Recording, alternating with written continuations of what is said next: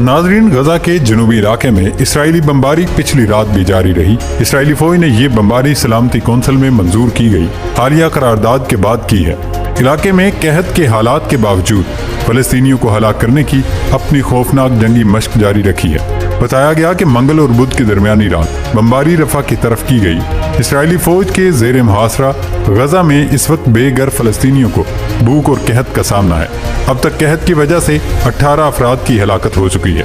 गैर मुल्की ज़राए इब्लाग के मुताबिक खान यूनिस में बमबारी में 12 फलस्तीनी शहीद हो गए, जबकि रफा में घरों पर बमबारी में 3 फलस्तीनी शहीद हुए। रिपोर्ट के मुताबिक इसराइली टैंक्स ने खान यूनिस में नसीर अस्पताल का मुहासरा करके तिब्बी अमले को गिरफ्तार कर लिया।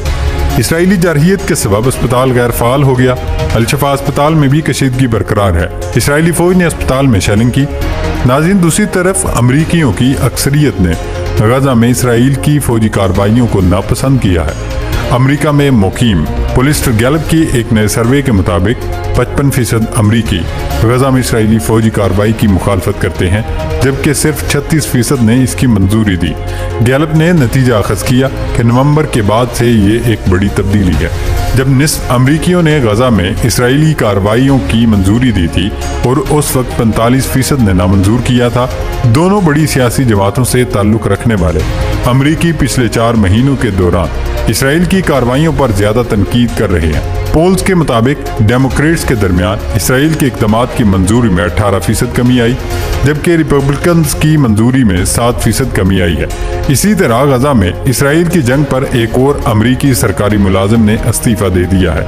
वाशिंगटन पोस्ट की रिपोर्ट के मुताबिक 38 साला एनियल शेलियन ने bureau of democracy, human rights and labour में खारजा अमूर की अफसर की हैसियत से मुस्ताफ़ी होने का ऐलान किया है।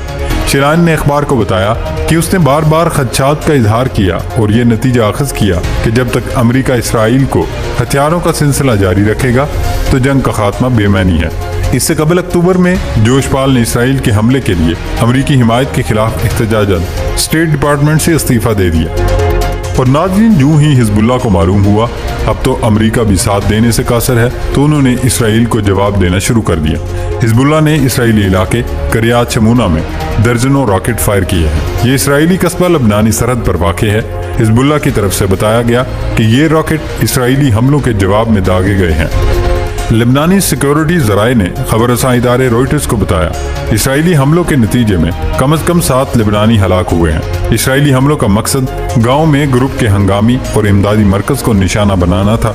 ताहम इसराइल की जानिब से हिजबुल्लाह के जवाबी हमलों से किसी जानी या माली नुकसान के बारे में कोई इत्तला सामने नहीं आई। लेकिन हिजबुल्लाह की ये कार्रवाई खाम ख्याली की बुनियाद पर थी, क्योंकि चंद ऐसे लोग ज़रूर हैं जो इसराइल की मुखालफत कर रहे हैं।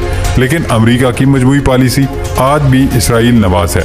इसलिए अमेरिका ने हुसी, हिजबुल्लाह और अल-कुद्स फोर्स के मुतअद्दिद एजेंटों पर इंसदाद दहशतगर्दी के इल्ज़ामात के तहत पाबंदियां आयद कर दी ताकि ये मजीद किसी किस्म की कार्रवाई न कर सकें। लेकिन दोस्तों, अमेरिका का तो सबको मालूम है कि वो इसराइल नवाज पॉलिसी पर कायम है। अब तो तुर्की के हवाले से भी खबरें अच्छी नहीं आ रही, क्योंकि एक तरफ बताया गया कि तुर्की अमेरिका को सबसे ज़्यादा ड्रोन्स फराहम करने वाला मुल्क बनता जा रहा है, जबकि इस दौरान तुर्किया ने इसराइल को भी असलहा फराहम करना शुरू कर दी। मुतअद्दिद ज़राए इब्लाग ने तुर्किया के शुमारियाती दफ्तर का हवाला देते हुए रिपोर्ट किया कि अंकारा ने इसराइल को गुज़श्ता जनवरी में धमाका खेज़ मवाद, बारूद, हथियार और गोला बारूद फराहम किया। लेकिन इन तमाम खबरों के बेबुनियाद करार देते हुए तुर्किया ने अजीब और मुहिम सी तरदीद कर दी है। तुर्किया के वज़ारत तिजारत ने प्रेस रिलीज में वजाहत की है कि इसराइल को तुर्किया जाने वाले मवाद में माया ईंधन और गैस शामिल थी, जिसका मकसद लाइटरों के लिए इस्तेमाल था, और ये कि हथियारों में शिकारी राइफल के पुर्जे और शिकार के आलात जैसे नेज़े शामिल थे। अब सवाल ये पैदा होता है कि लाइटर हों या फिर शिकारी राइफल, जब इसराइल फ़लस्तीन के खिलाफ हर मुमकिन ताकत इस्तेमाल करते हुए जंग लड़ रहा है, तो क्यों एक मुसलमान मुल्क ने इसराइल को ये सब फराहम किया? इस हवाले से तुर्किया ने कोई इत्मीनान बख्श जवाब तो न दिया, लेकिन इतना बता दिया कि इस हवाले से तमाम तर खबरें बेबुनियाद और मनगढ़ंत हैं।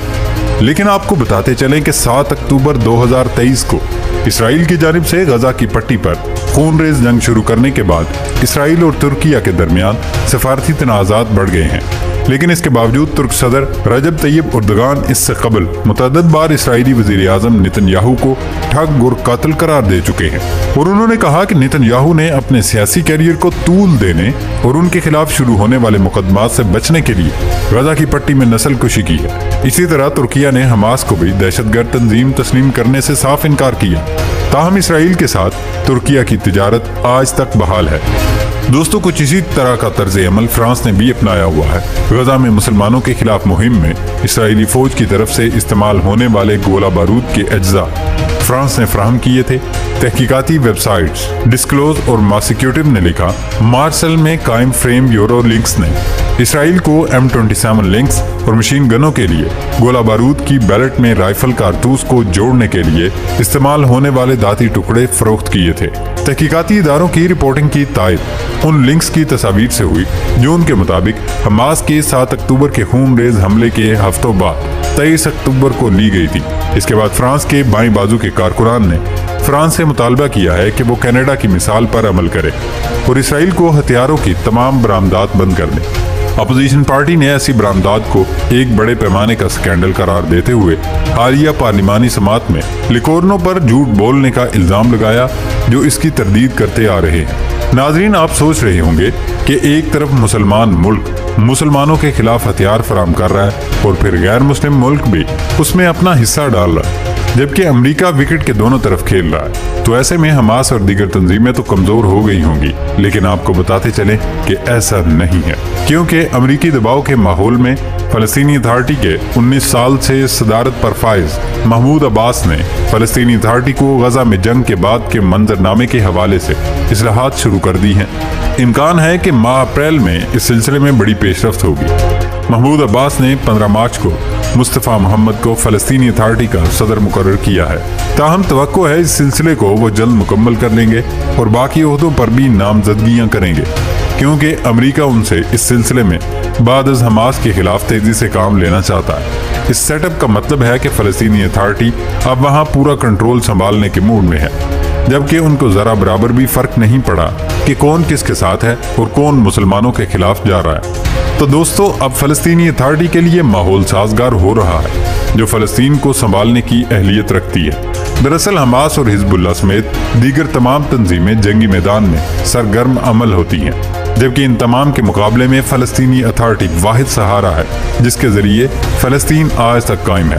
فلسطینی اتھارٹی کو ایک بڑے مقصد کے لیے خاموش رکھا گیا ہے، جن کے ذمہ صرف حکومتی اور انتظامی امور چلانا ہے۔